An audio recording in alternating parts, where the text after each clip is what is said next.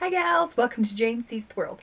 Today we're going to be talking about the pros and cons of solid travel toiletries and which ones I actually prefer to use over their liquid counterparts.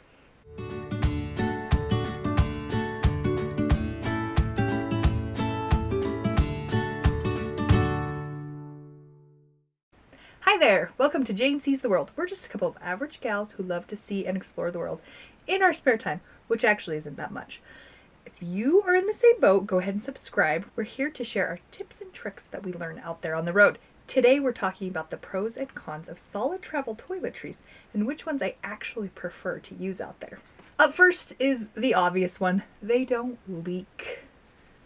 Unlike the liquid versions, oftentimes you'll open up your suitcase and there will be a mess.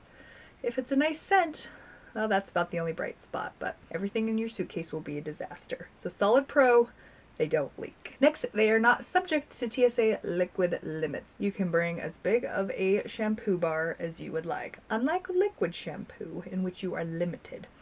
The only exception to that is powdered substances. There is a 12-ounce limit. This is 2 ounces. It's going to get you through any sort of trip that you need, so I wouldn't worry too much about that, but that is the one exception. So a pro of most solid toiletries is that they tend to go further than their liquid counterparts. So that means you can pack a lot less. This little lotion bar will last me a lot longer than if I took just that much lotion. So you can pack a lot less. Now for the cons. There are a few. They're a little bit different to use. So this lotion bar is a good example where you sometimes have to kind of like warm it up in your hand before it gets, liquidy enough to start using.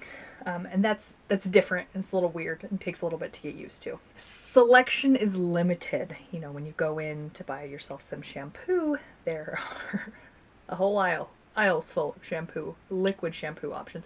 You're not going to find that many solid shampoo options.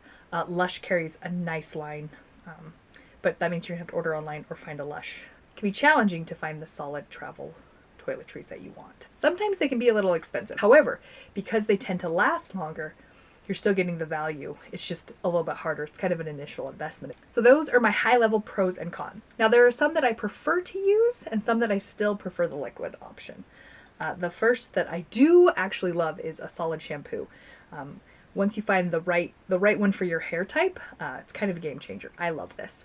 I realize it's not for everyone, but I much prefer this over liquid shampoo, especially when I'm traveling. Powdered toothpaste. I don't necessarily prefer this over liquid toothpaste, but I do incorporate it into my daily life at home. It's a different brushing experience, for lack of a better phrase, so I do like to incorporate it. Maybe not every day, but I mix it in with my regular toothpaste. Shave soap, I wish I knew about this a lot sooner. I really, really like this. To the point where I'm now experimenting with making my own. I much prefer it to shaving cream. And it's better on the environment. I can't say that I actually prefer lotion or face wash or face moisturizer in the solid option. It's great for travel, and I don't mind packing it on the road. I haven't exchanged my regulars for that yet. Anyway, I hope you enjoyed this quick video about the pros and cons of solid travel toiletries. If you have any questions or if you have any great suggestions for a solid travel toiletry, I'd love to hear them. Happy travels!